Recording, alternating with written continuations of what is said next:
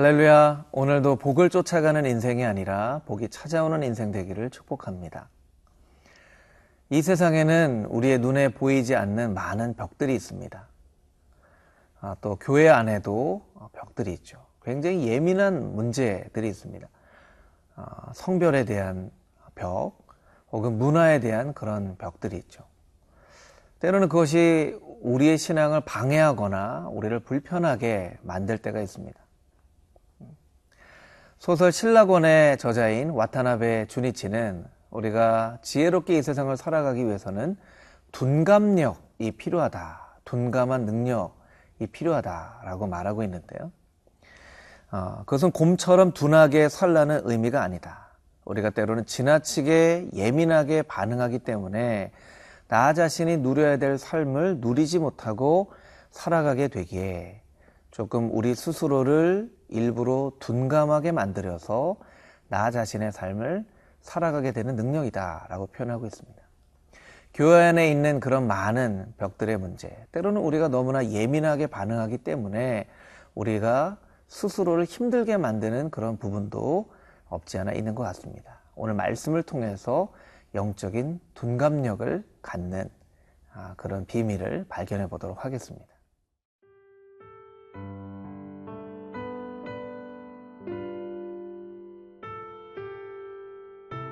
고린도전서 11장 2절에서 16절 말씀입니다.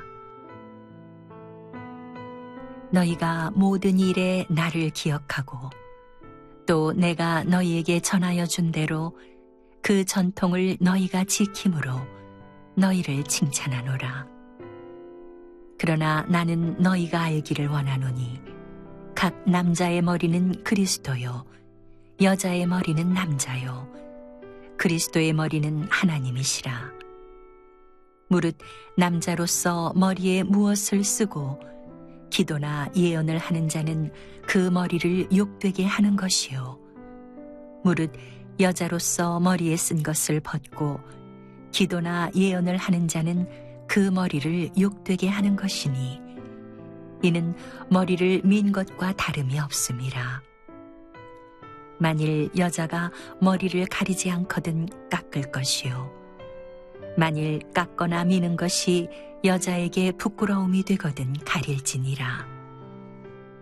남자는 하나님의 형상과 영광이니 그 머리를 마땅히 가리지 않거니와 여자는 남자의 영광이니라.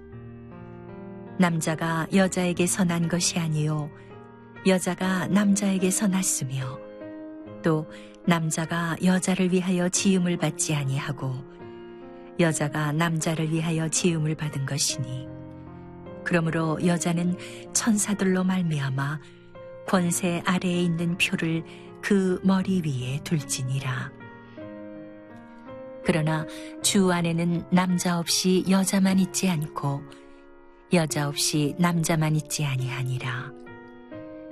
이는 여자가 남자에게서 난 것 같이 남자도 여자로 말미암아 났음이라. 그리고 모든 것은 하나님에게서 났느니라. 너희는 스스로 판단하라. 여자가 머리를 가리지 않고 하나님께 기도하는 것이 마땅하냐?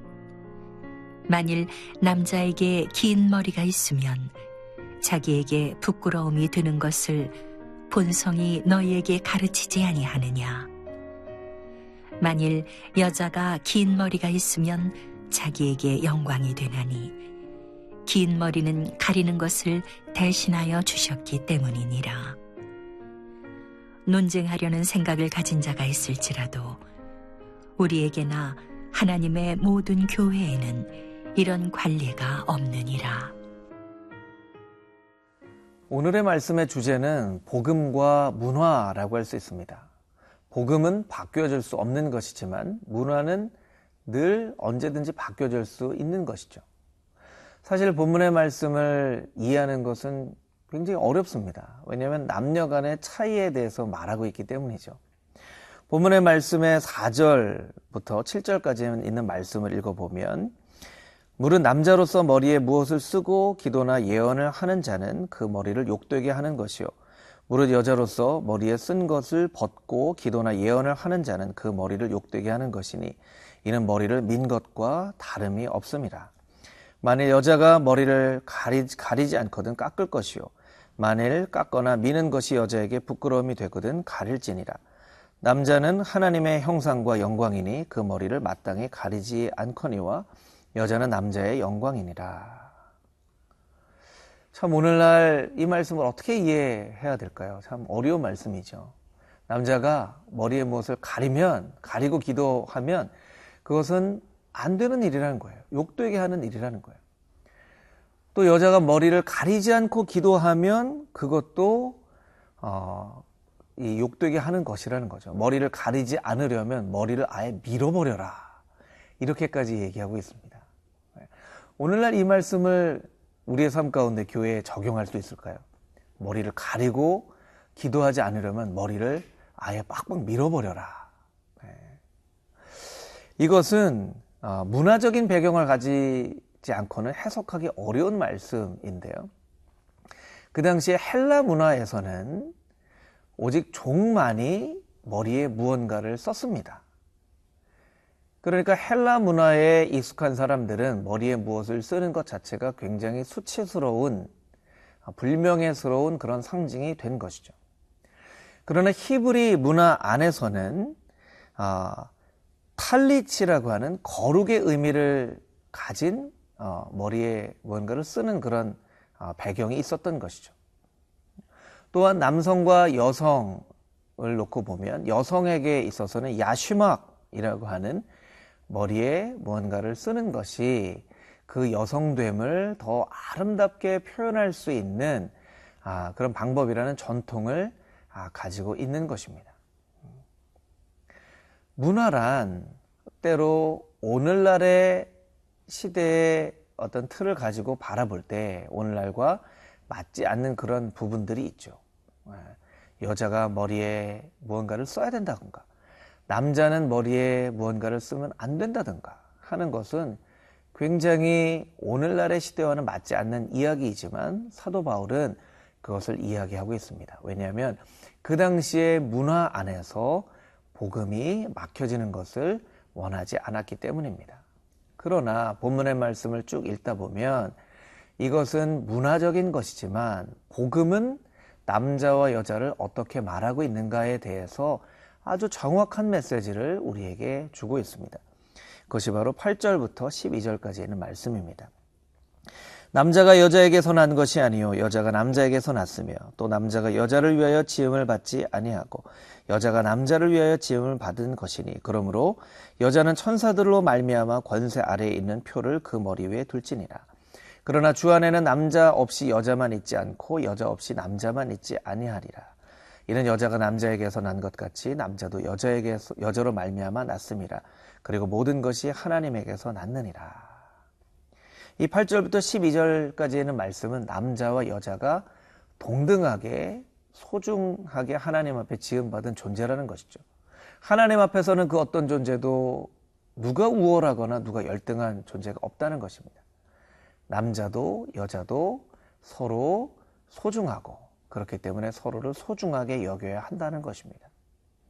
오늘날도 교회 안에 있는 복음과 문화의 문제에 대해서 성경의 지혜를 우리가 얻자면 우리가 변할 수 없는 복음의 진리는 남자와 여자가 동등하고 다 하나님께 소중한 존재라는 것이고 문화적으로는 때로 어떤 문화에 따라 헬라의 문화나 유대의 문화나 남자의 문화나 여자의 문화나 다를 수 있다는 것입니다.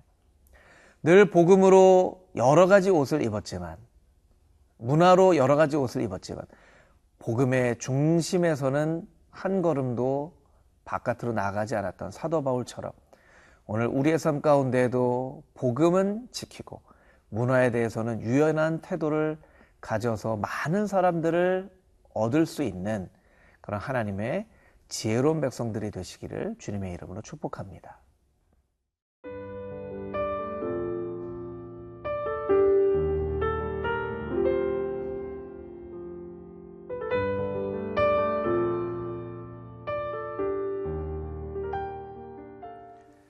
본문의 13절부터 16절까지 있는 말씀을 다시 한번 읽어볼까요? 너희는 스스로 판단하라. 여자가 머리를 가리지 않고 하나님께 기도하는 것이 마땅하냐? 만일 남자에게 긴 머리가 있으면 자기에게 부끄러움이 되는 것을 본성이 너에게 가르치지 아니하느냐? 만일 여자가 긴 머리가 있으면 자기에게 영광이 되나니 긴 머리는 가리는 것을 대신하여 주셨기 때문이니라. 논쟁하려는 생각을 가진 자가 있을지라도 우리에게나 하나님의 모든 교회에는 이런 관례가 없느니라. 본문의 16절 말씀에는 이런 것으로 논쟁하려는 생각을 가진 사람이 있다. 이 말씀 무엇입니까? 이 문화의 문제로 논쟁하지 말고 어떤 것이 하나님의 영광을 올리는 것인지 생각해보라 라는 것입니다.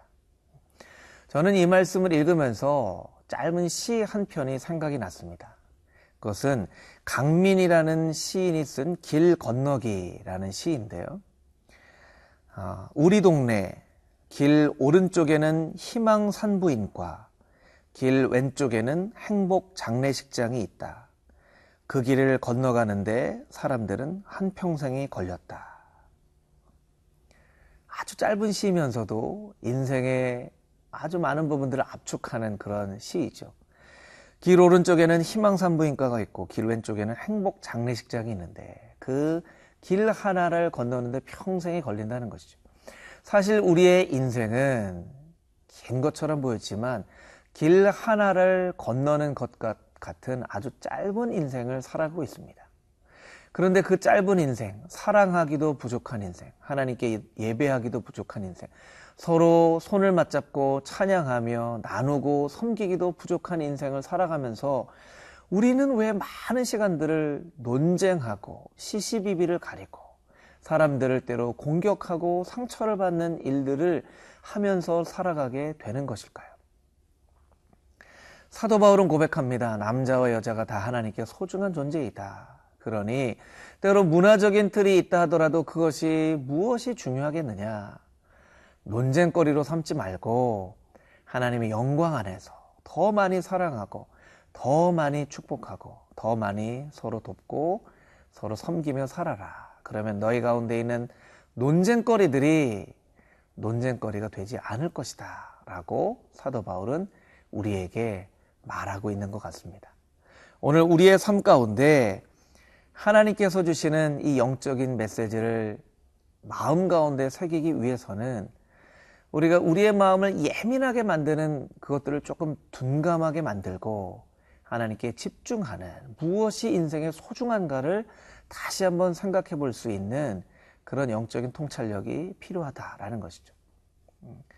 영어의 우둔함이다 라고 번역되어지는 absurd라는 말은 사실 라틴어 수르드스라는 말에서 온 것입니다. 그런데 또 동시에 순종이라는 obedience라는 말은 누구누구의 귀 기울이다 라는 뜻입니다. 이 우둔함과 순종이 같은 어근에서 나왔다는 것이죠.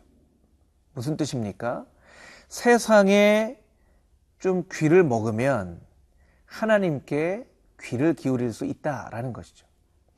조금 문화에 귀를 먹으면 하나님의 복음에 귀 기울일 수 있다는 것이죠.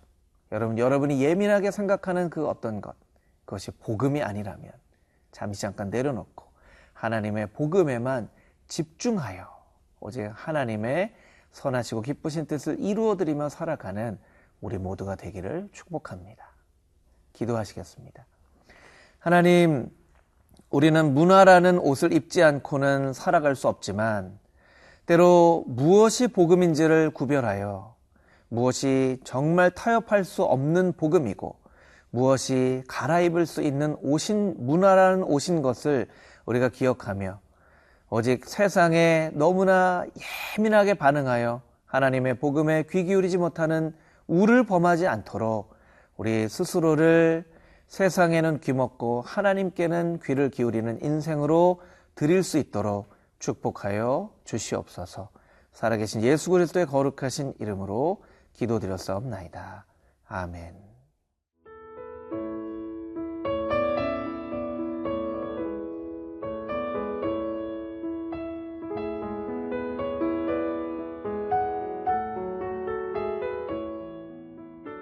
이 프로그램은 시청자 여러분의 소중한 후원으로 제작됩니다.